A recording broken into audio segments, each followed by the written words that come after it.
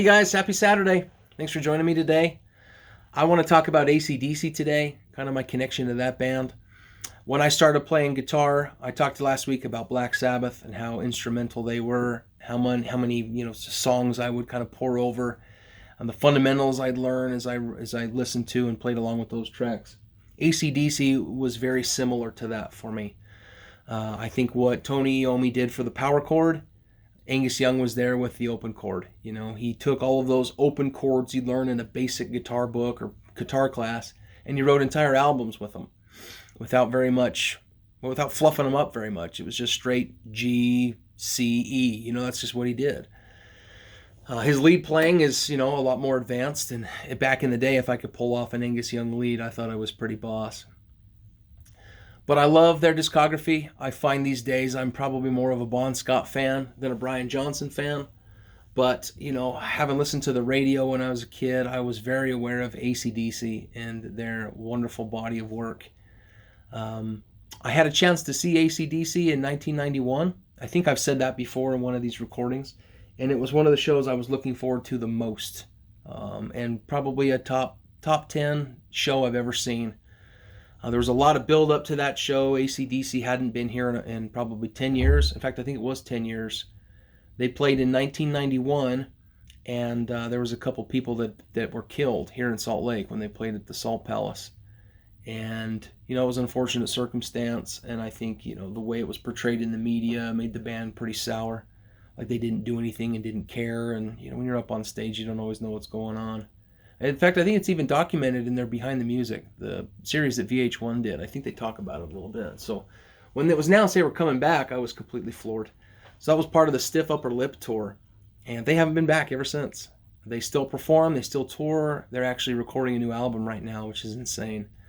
The rhythm guitar player, Malcolm Young, he died a few years back, and he was like tried and true, super solid rhythm player. Not technical, but sturdy. And, two brothers in a band. I had a brother that I played guitar with. What's more to love there than that?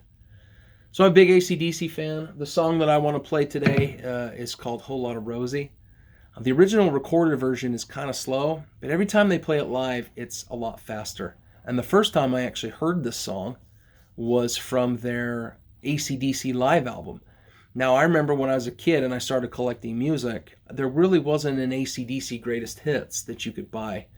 So the best option was AC/DC Live. And most people that I knew had AC/DC Live. And that was the first time I ever heard Whole Lotta Rosie. And it quickly became one of my favorite tracks. And so even in the old days when they played it with Bon Scott, they would typically play it faster than it's recorded. And I wish there was a better, actual studio recorded version of it that's as fast as the live options. But I love the song. AC/DC, they don't need a whole lot of explanation. You know them, you either love them or hate them, probably. But I'm gonna be a champion for them forever. This is Whole Lotta Rosie.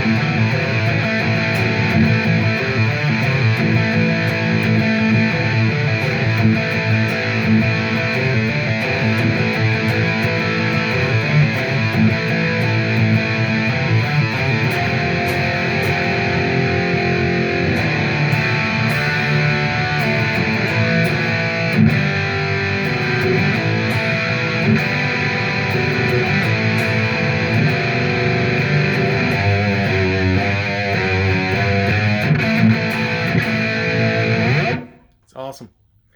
Awesome song.